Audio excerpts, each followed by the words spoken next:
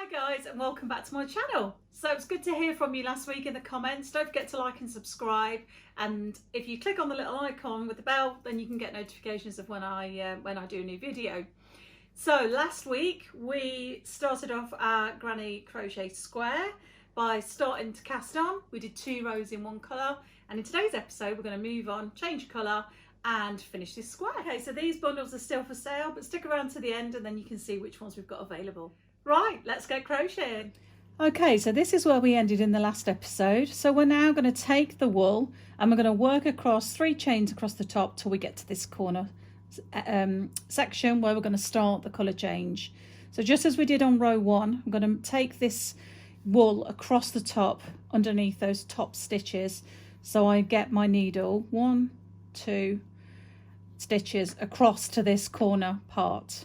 And at this point I'm going to cut that wool off, and that ball of wool is finished, and I get my next one. Just going with the next one.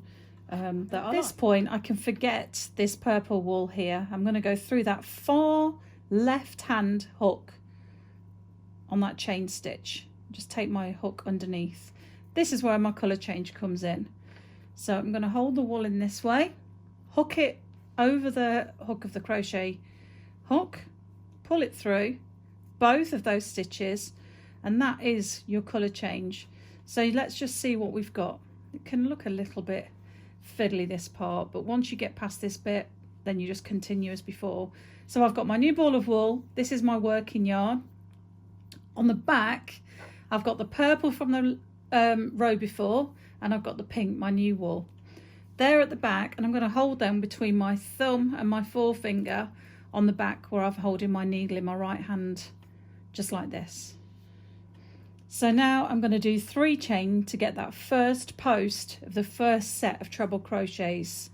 So 1, 2, 3, and that's my first post. So then I'm going to do a treble crochet just as before, take the wool over the crochet hook, through that hole, pull the wool through, 3 loops on my crochet hook, underneath that working yarn, pull it through the 2 and pull it, and then underneath again and pull it through 2, and then you're off. So let's just do one more, and that shows you where I've got that first set of 3 treble crochet stitches. So just to refer back to this, we've done the first 2 rounds in the purple, and we're here now. You can see that is that first, let's call it a petal, that's what made sense last week, of that 3rd row.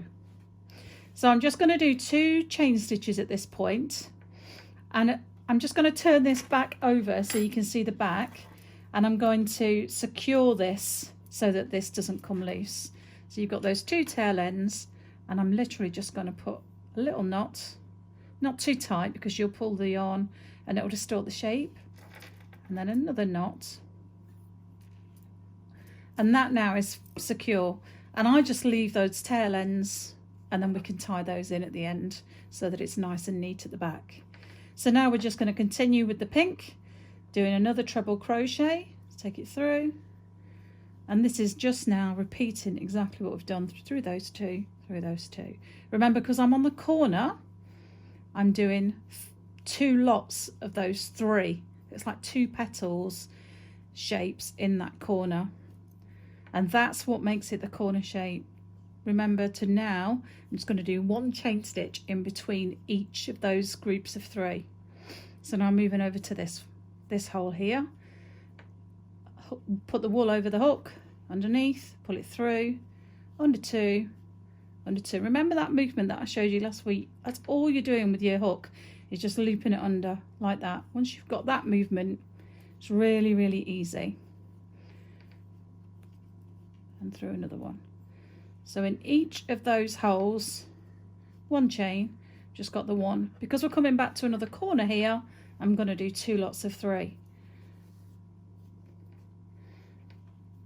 Make sure you've got enough yarn here. Pull it off your ball of wool so that you've got enough of your working yarn, otherwise it just gets a bit tight. 2, 3. So just remember that each petal has got 3 posts. In the corner, 1 chain stitch, and then another treble crochet, another treble crochet, and another, and that's the corner done. So there's 6, and there's just one chain stitch in between, one chain stitch here, and then go around. So we're just working our way around that first row in the new colour. Okay, so you can see I'm just going round now into the corner, 2 through 2, and then into the next treble crochet, and then in between those 2 treble crochets on the corner just do a chain stitch, then another treble through the 2 stitches, 2. Make sure you've got enough slack on that working yarn, 2, 2, and the last one of that treble crochet in the corner, and a chain stitch before we move on. So I've now come to the end of that pink row, so I'm just going to show you how to tie off again on this end. So go to the top, you might just need to tease those stitches out. Go to the top right hand corner, put your hook through those 2 stitches, put the wool over, pull it through and pull it through. Now at this point, because of this row, I'm going to change the colour again. I'm just going to pull my hook, so I've got quite a big loop there, and I'm going to cut the wool. I'm going to take this, use the crochet hook because it's probably easier to do it that way, push it through, and then just hook that wool through with your hook, pull it, and then pull it tight. So you've got a nice secure square. What I like to do is to take a darning needle and just hook these through, so I'll show you that now. I keep my crochet hooks and bits and bobs in here.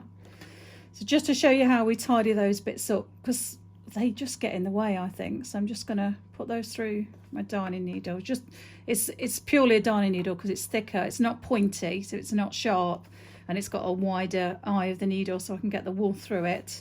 And I just feed that through like this. You don't have to put a knot in it because you've already knotted it off. But it just then, I get really frustrated with these little bits of wool that are left over, so I just like to get them out of the way as I finish that row. So this is the pink from the start of row 3. Ooh, get my needle the right way around, that'll help. And then I'm just going to loop that through there. Just tidies it up.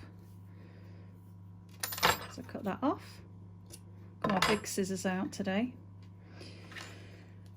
And then the same with this one. And then you keep, oh that's my working yarn. We need that one.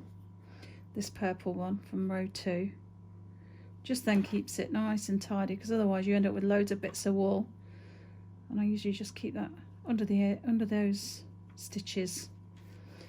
Remember that we're doing that on the back, so you can see the difference. This is your front where the stitches are quite nice and neat.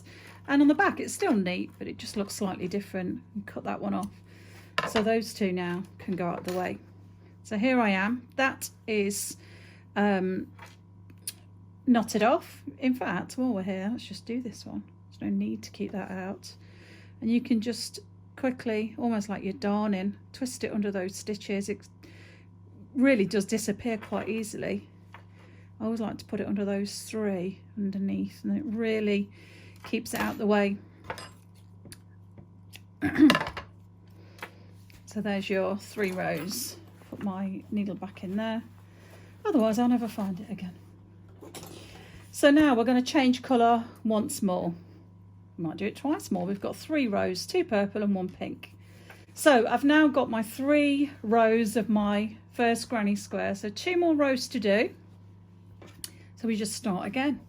Now at this point you can start anywhere, so I'm just going to start in this. As long as you started in one of the loops, you can start anywhere on that round.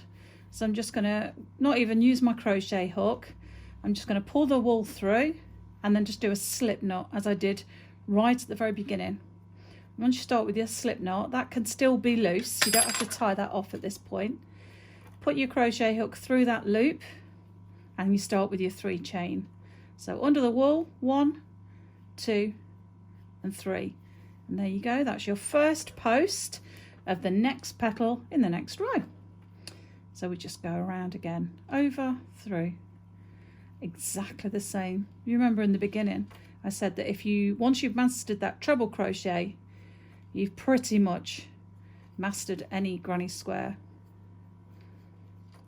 And you just continue around. I'll just take you to the corner where I'll show you that, remember the corner, you do 2 lots of 3.